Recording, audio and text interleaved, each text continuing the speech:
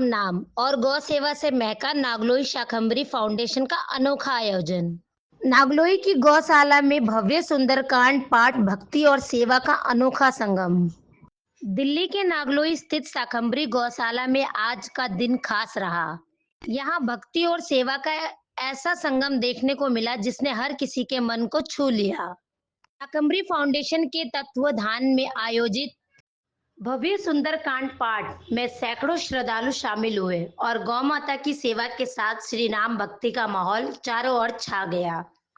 Shakambhari foundation के अध्यक्ष आशु जोड़ीवाला और हेमंत के नेतृत्व में नागलोई गौशाला में आयोजित हुआ भव्य सुंदरकांड पाठ कार्यक्रम का शुभारंभ दीप प्रज्वलन से हुआ और फिर मधुर स्वर में जय श्री राम और हनुमान जी के भजनों की अमृत वर्षा होने लगी।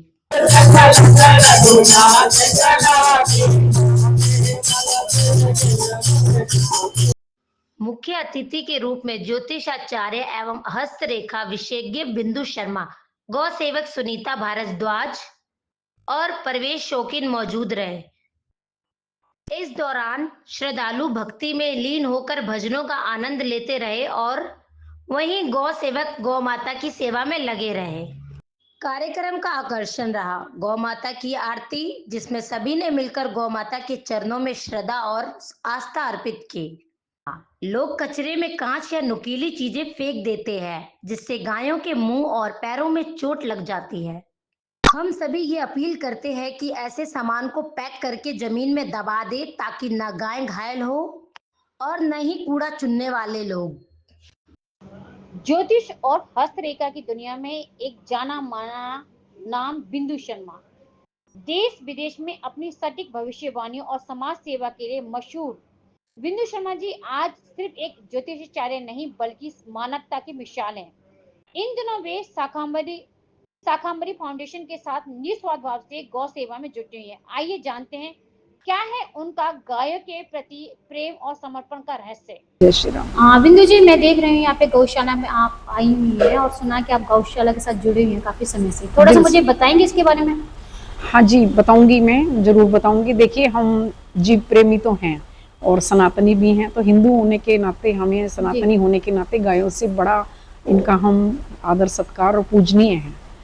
तो और ये जो मैं इनके साथ जुड़ी हूँ मेरा छोटा सा परिचय है। वैसे तो ज्योतिषाचार्य बिंदु शर्मा कहते हैं आप लोग मुझे, लेकिन मैं बड़े दिल से जुड़ी हूँ इस फील्ड में और इन बच्चों के साथ में, क्योंकि मैंने इनको उस लेवल पे देखा है कि जब ये बच्चे अपने कंधों पे उठा के भी बछड़ों को ले जाते थे और उनका इलाज कराते थे, उनके लिए सब कुछ करते थे जो इनके जेब में है, तन मन धन से इन बच्चों ने किया है और मैंने इनकी सेवा को देखा है। मैं कभी किसी के प्रभाव में नहीं आई, बट मैं इनकी सेवा देख के इनके प्रभाव में आई और इनके साथ में जुड़ी और आज इन्होंने अपनी मेहनत से बहुत अच्छा ये एक जगह लिया है और जिन सहयोगियों ने हमें सहयोग दिया हम उनका भी बहुत धन्यवाद करते हैं। बच्चों ने हाथों से अपने काम किया है, सभी बच्चे अपने अपने काम व्यवसाय को देखते हुए और इस मिशन को चला रहे हैं, ये मेरे लिए बहुत बड़ी वाली बात है। एस्ट्रोलॉजी से लेकर अचानक गौ सेवा में समझ नहीं आया, इसके बारे में थोड़ा विस्तार से बताएंगे आप? एस्ट्रोलॉजी में तो मैडम मैं गऊ की सेवा बताती ही हूँ लोगों को और बहुत सारे इनके उपाय बताती हूँ कि गाय की पूंछ से झाड़ा भी करना है, गाय के गोबर से ये करना है। मैं इसमें पहले से ही थी, बट इस फाउंडेशन की जो मैंने मेहनत देखी है, जो नींव से लगा के ये अब बुर्ज तक पहुंच गए, चोटी तक, मेरे लिए वो ये चोटी है और मैं चाहती हूँ भविष्य में ये बहुत अच्छी तरक्की पे जाएंगे। गौ सेवा के लिए समाज को कोई संदेश देंगी आप? जी मैडम, बिल्कुल देना चाहूंगी मैं। देखिए, कोई धन से, कोई तन से, कोई मन से या समय से, जो भी समय दे पा रहे हैं आप और हम यहाँ जुड़े हुए हैं, लेकिन जो लोग अपने घरों में रहते हुए भी कोई सेवा कर सकते हैं उनके लिए मेरा एक छोटा सा संदेश है कि वो अपने घर के कचरे में कोई पिन, नुकीली चीज या शीशा, पत्थर, कुछ भी ऐसी चीजें ना डालें, अलग अलग कूड़ा डालें, तो ये भी उनका गौ सेवा से जुड़ा हुआ एक अंश होगा। बहुत अच्छी बात कही है बिंदु जी आपने। मैंने देखा है कुछ लोग क्या करते हैं कि शीशा टूटा, कुछ भी टूटा ऐसे फेंक देते हैं, उसका पैकअप नहीं करते हैं, उसमें और गाय जो खा लेती है तो गाय को नुकसान हो जाता है, लहू लुहान, ब्लेड वगैरह होते हैं, तो वो घर पे रहते हुए भी बिना तन मन धन समय लगाए हुए सिर्फ अपना एक दिल से भावना से जुड़ के लगे कि भाई हमें ब्लड आ जाएगा, ऐसा सोच के वो कूड़े को छान के फेंकते हैं या इन चीजों को रैप करके फेंकते हैं, अक्सर हमारे स्वीपर भाई होते हैं, उनकी भी रक्षा हो, उनको रैप करके फेंकें या डिस्ट्रॉय कर दें खड्डे में, ताकि उनको भी सफाई करते वक्त सफाई कर्मचारियों को भी चोट ना लगे। माँ माँ तो हम चिल्ला रहे हैं, पर हमें माँ होने के साथ मैं भी एक माँ हूँ, हमें कर्मचारियों का भी ध्यान रखना है। Thank you so much. Thank you. Ashu Jodiwal. गौ माता हमारी संस्कृति और आस्था की पहचान है। हम चाहते हैं कि यहाँ सिर्फ चारा पानी ही नहीं बल्कि भक्ति भाव का भी वातावरण बने। इसी भावना से हमने सुंदरकांड का आयोजन किया ताकि भगवान श्री राम के आशीर्वाद से हर गौ सुरक्षित और स्वस्थ रहे। हम 2013 से गौ सेवा कर रहे हैं, जो कि हम सनातन धर्म से जुड़े थे, राम मंदिर के आंदोलन से जुड़े थे। उससे जुड़ते जुड़ते हमारे भाव आए कि गौ माता बचेगी तो देश बचेगा, तो उस भाव से हमने गौशाला का निर्माण किया है। और ज्यादातर हम देसी गौ माता पे कार्य कर रहे हैं, और जो घायल एक्सीडेंट है उस पर तो करते हैं, और नस्ल सुधार पे भी काम कर रहे हैं। जो हमारी भारतीय गाय है उसको हम बचा सके, क्योंकि काफी नस्लें थी वो समाप्ति पे है भारतीय गाय। लगभग आपकी गौशाला में कितनी गाय हैं? हमारे पे 20-21 गाय है जी, अभी छोटी बड़ी जी। इन गाँव के खान पान के लिए आप कैसे व्यवस्था बनाते हैं? कहाँ से मैनेज होती है चीजें? कुछ हम करते हैं, कुछ हमारे साथी सहयोग देते हैं, जी। तो उसके माध्यम से अपनी गौशाला चल रही है। जैसे मान लो कोई गाय बीमार हो जाती है तो उसको कैसे व्यवस्था उसकी? जो बीमार हो जाती है, हम एम्बुलेंस का हमारे साथ और जुड़े हुए हैं संगठन, उनका सहयोग लेके और उनको हॉस्पिटल पहुंचाते हैं। इस बीच में आपको कितनी समस्याओं का सामना समस्या का तो बहुत सामना करना पड़ता है जी। हाँ। दर्शकों को कुछ कहेंगे आप? दर्शकों यही कहेंगे कि गौशाला हमारी को लेकर? गौशालाओं से जुड़े और गौ सेवा करें। जी। हेमंत, सुंदरकांड पाठ सिर्फ धार्मिक आयोजन नहीं, ये सेवा का संकल्प है। जब हम भक्ति के साथ गौ सेवा करते हैं तो उसका पुण्य कई गुना बढ़ जाता है। बहुत सारी गाय माता हैं जो रोड पर बेसहारा हैं। उनमें से आधी तो कुछ जेन्युइनली बेसहारा है, जिनको सच में एक उसकी जरूरत है, मतलब चारे पानी की व्यवस्था की जरूरत है, जिनको कूड़ा कचरा खाना पड़ रहा है। लेकिन आधी जो है डेयरी वालों की होती है, जो दूध निकाल करके उन्हें कूड़े कचरे के ढेर में छोड़ देती है। हेमंत जी, मेरा एक सवाल आपसे ये है कि जो लोग इस तरह के हरकत करते, क्या आपकी ट्रस्ट ने कोई ऐसा नियम, कोई कानून ऐसा बनाया कि उन लोगों के खिलाफ कोई कार्रवाई करने का कोई विचार मन में आया? जी, जिनके खिलाफ हमारे पास सख्त ठोस सबूत होते हैं तो उनके खिलाफ तो हमने FIR भी दर्ज कर रखी है। हमारे 4-5 केस भी चल रहे हैं अभी थाने के अंदर में इसी से रिलेटेड। तो हमने 4-5 डेयरी वालों के खिलाफ कंप्लेंट भी कर रखी है। और हाल ही में अभी 1 हफ्ते पहले हमने लोठी के पास एक डेयरी वाले की कंप्लेंट करी थी, गुज्जर है वो। जी जी। तो उन्होंने क्या कर रखा था जी, गाय ब्याह गई थी दोनों उनकी, दोनों गाय ब्याह गई थी, उन्होंने उनको छोड़ दिया था। 5 दिन तक वो रोड पे ऐसे ही पड़ी रही। जब हम उसको एम्बुलेंस में उठाने के लिए लेकर गए तो अचानक से वो कहता जी ये गाय तो मेरी है। उसके खिलाफ भी हमने सख्त कार्रवाई करवा रखी है। ऐसी बात है। भविष्य में आपकी गायों की संख्या बढ़ जाती है जी, तो उस समस्या से कैसे निपटेंगे आप? जितना हम सक्षम है और जितना कुछ लोगों की तरफ से सहयोग आ रहा है उतना तो देखो हम करेंगे ही। बाकी हम तो सरकार से विनती करते हैं कि हमसे पूर्ण रूप से सहायता करी जाए, पूर्ण रूप से सहयोग दिया जाए। तो गौ सेवा का तो देखो कोई अंत है नहीं। जी जी, बिल्कुल सही बात। कोई अंत है नहीं, जितना हो सकता है उतना करेंगे, चाहे घर से करना पड़े। सुनीता भारद्वाज, गौमाता की सेवा सबसे बड़ा धर्म है। आज के इस आयोजन में भक्ति और सेवा दोनों का अनुभव हुआ, जो सच में मन को छू लेने वाला है।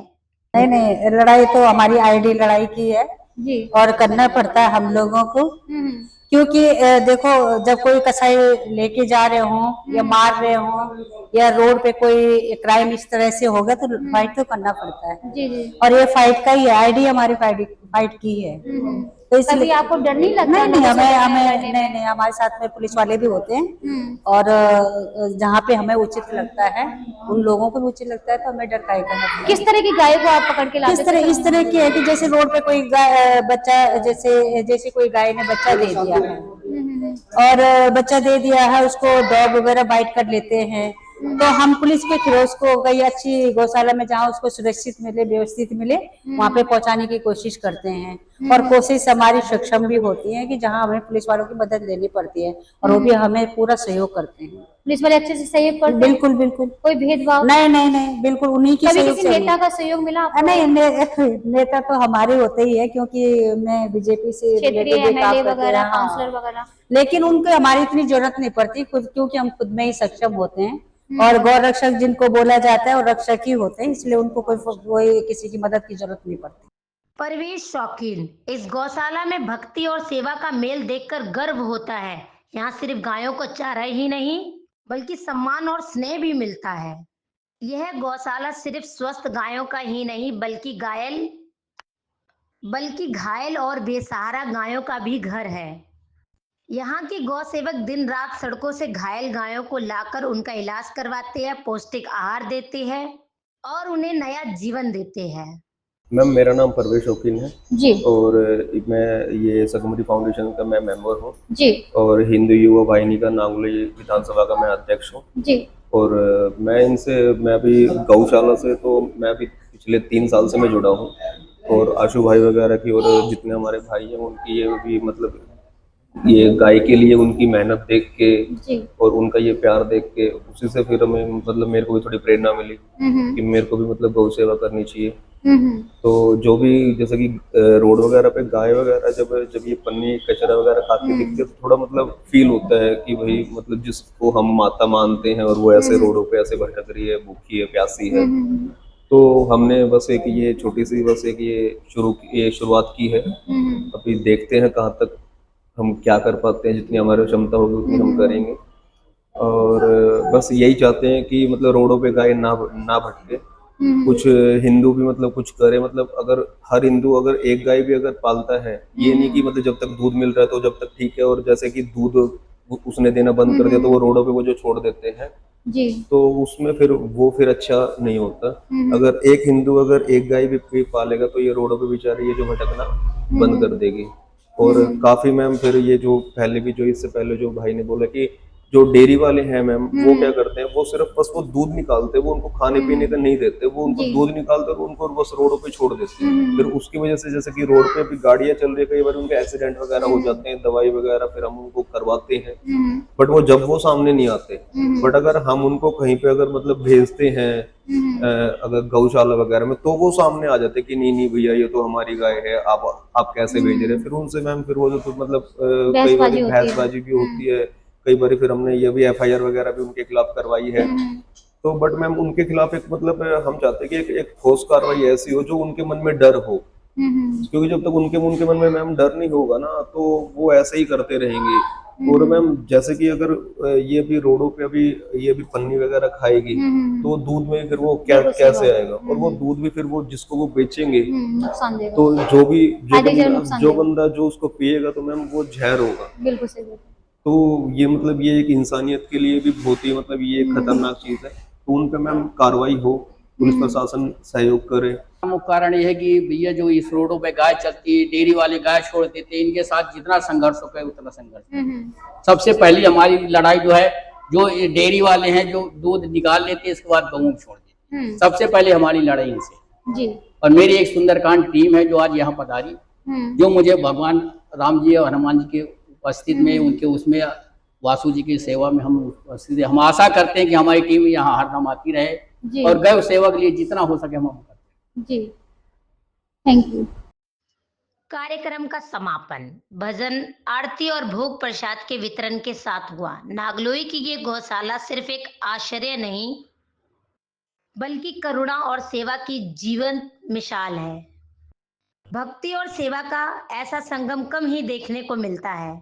नागलोई की शाकंभरी गौशाला ने यह साबित कर दिया कि अगर संकल्प और संवेदना हो तो न सिर्फ इंसान बल्कि हर जीव का जीवन बदला जा सकता है। भक्ति और सेवा का ये संगम नागलोई की शाकंभरी गौशाला में एक मिसाल बनकर उभरा है, जहां जयकारों के साथ गूंजा सेवा का संदेश। कैमरा पर्सन के साथ मैं कीर्ति, सीधी रफ्तार से।